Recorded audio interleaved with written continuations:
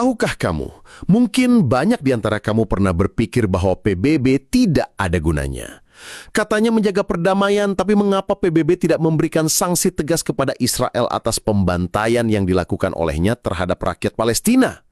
Nah, mungkin kamu perlu tahu sedikit mengapa hal itu bisa terjadi dan mengapa PBB seperti tidak ada gunanya. Di dalam Perserikatan Bangsa-Bangsa atau Dewan Keamanan PBB, ada satu kebijakan yang disebut sebagai hak veto. Hak veto ini hanya berlaku atau bisa digunakan oleh 5 negara, yaitu Amerika Serikat, Inggris, Prancis, Rusia, dan Tiongkok. Negara-negara ini disebut sebagai anggota tetap Dewan Keamanan. Dan dengan satu kata, veto, mereka bisa membatalkan keputusan yang telah disepakati oleh puluhan negara lainnya. Jadi, jika seandainya dalam sebuah rapat, seluruh negara telah setuju untuk memberi sanksi kepada Israel, bahkan termasuk Inggris, Prancis, Rusia, dan Cina, namun tiba-tiba Amerika menggunakan hak vetonya untuk menolak, maka semua keputusan dari puluhan negara otomatis langsung batal seketika.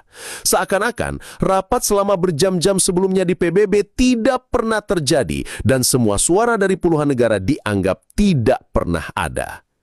Itulah aturan veto dalam PBB. Hak veto tidak bisa dibatalkan, diblokir, atau diveto balik oleh negara lain, bahkan jika keempat negara lainnya yang juga memiliki hak veto tidak setuju dan ingin melawan. Ketika veto digunakan, maka PBB tidak lebih hanya permainan anak-anak belaka. Sungguh ironis. Dunia internasional sebenarnya tidak tinggal diam. Banyak negara telah mengecam keras tindakan Israel dan bahkan menyuarakan agar sanksi keras dijatuhkan. Namun yang terjadi, ya begitu. Amerika selalu melindunginya seperti orang tua yang kaya melindungi anaknya yang nakal dan problematik.